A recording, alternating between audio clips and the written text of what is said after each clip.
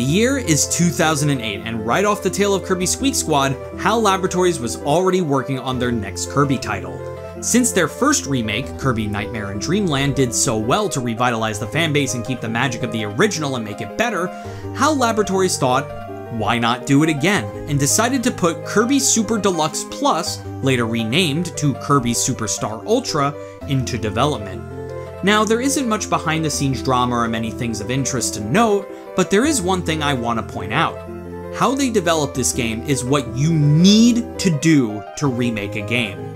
The team behind this game, specifically director Shinya Kumazaki and president of HAL Laboratories Masayoshi Tanimura, did everything they could to make Kirby Super Star Ultra the best remake of Kirby Superstar it could be.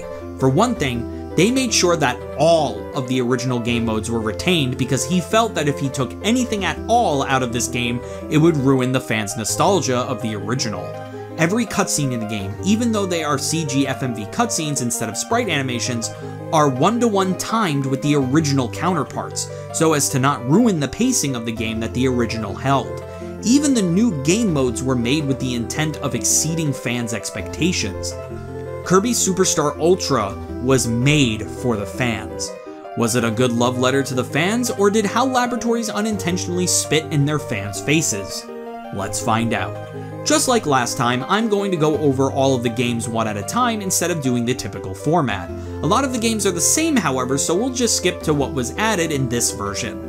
Every other game will retain its original rating, so to recap, Spring Breeze gets an A, Dynablade gets an A, Great Cave Offensive gets a B+, Gourmet Race gets an A, Revenge of Meta Knight gets an A+, Milky Way Wishes gets an A+, Megaton Punch gets a B+, Samurai Kirby gets an A+, and The Arena gets an A.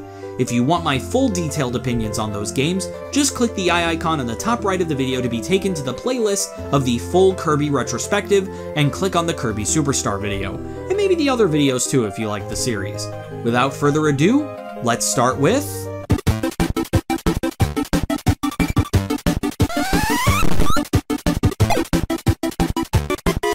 Revenge of the King sees King Dedede going on a revenge quest to kill Kirby after his humiliating defeat back in Spring Breeze. Just like how Spring Breeze is a retread of Kirby's Dreamland, Revenge of the King is treated as the retread of Kirby's Dreamland's Extra Mode. This game also combines elements from Revenge of Meta Knight with having Kirby able to hear the conversations between Dedede and Bandana D while in the castle. It's really cool to compare how Dedede is characterized through these cutscenes as opposed to how Meta Knight was. Meta Knight was a selfless leader who thought of his crew first and his safety second, fully prepared to go down with the halberd alone. King Dedede, however, sends his troops straight into danger when things look rough, all in the sake of his own safety. Polar opposites. What's also cool is that we get the return of Kabula after not seeing her since Kirby's Block Ball, other than a slight cameo in Kirby Superstar Stacker. She's got a face now. Neato. Also, does anybody else wonder how a blimp has a gender? I don't want to think about this anymore.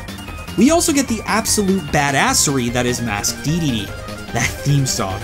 Oh boy. Literally a theme song meant for a king. This game is nothing short than just cool and a great introduction to the new stuff to come. With that in mind, Revenge of the King gets an A+.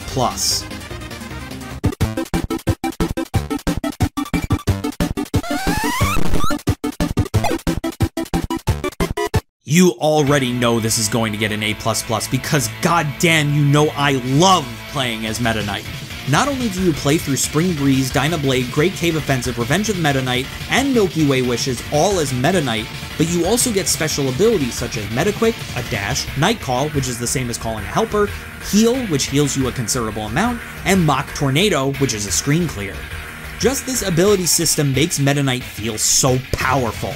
Nothing, and I mean nothing, compares to the final boss of this game, however. After beating all of the levels in Milky Way Wishes, Meta Knight makes a wish on Nova. He wants to fight the strongest warrior in the universe. Nova then tells a story of a hero gone mad with power. That hero was so powerful that he was sealed away and, due to Meta Knight's wish, will be released again. This warrior's name is Galactonite. With the best boss theme in the series thus far, Galactonite is the perfect final boss for Meta Knight. I know I said it before, but with all of that in mind, Meta Nightmare Ultra gets my rating of an A++.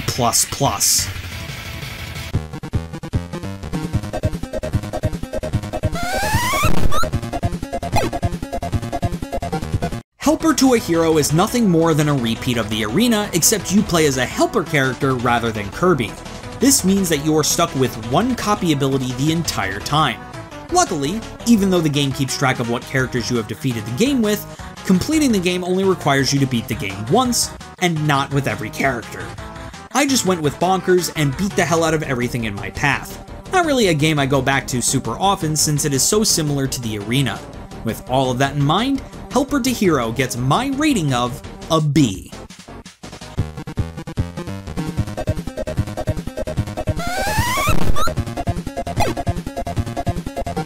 Kirby Card Swipe is the first sub-game introduced in Kirby Super Star Ultra. In this game, you are shown a bunch of cards on the bottom screen. Then, as soon as the card on the top screen is revealed, you must grab the same type of card from the bottom screen before any of your opponents. It's almost like a more complicated version of Samurai Kirby, in that it is dependent on a reaction time more than anything else. It doesn't really have the long-lasting capability of making me want to be good at it though, especially since the AI is so easy to beat. With all of that in mind, Kirby Card Swipe gets a B-.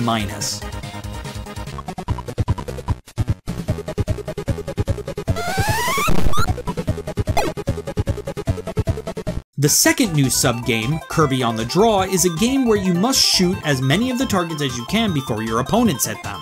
This game absolutely sucks. I was hitting the targets as quickly as I possibly could, and even on level 1, they were beating me to it. Screw this one. With that in mind, Kirby on the Draw gets my rating of an F.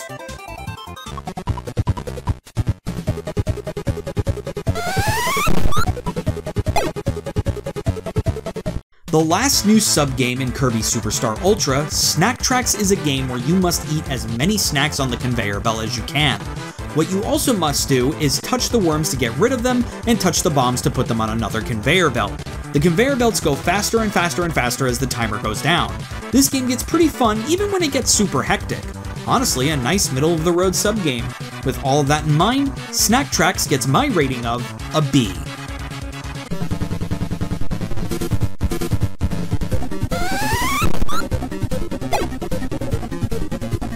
Here we are, the final game in Kirby Super Star Ultra, the True Arena. This is the final 10 boss fights in the game that were introduced in all of the new games we have talked about so far.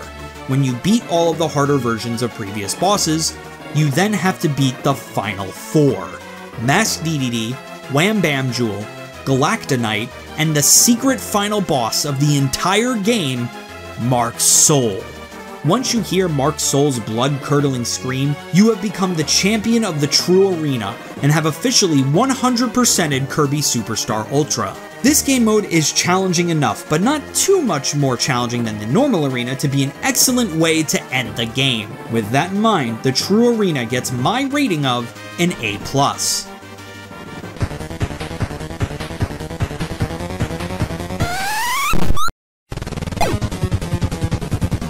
Kirby Super Star Ultra is the masterclass on how to make a good remake. Not only were they bound and determined to keep the nostalgia of the original game, but also to exceed expectations by adding more stuff.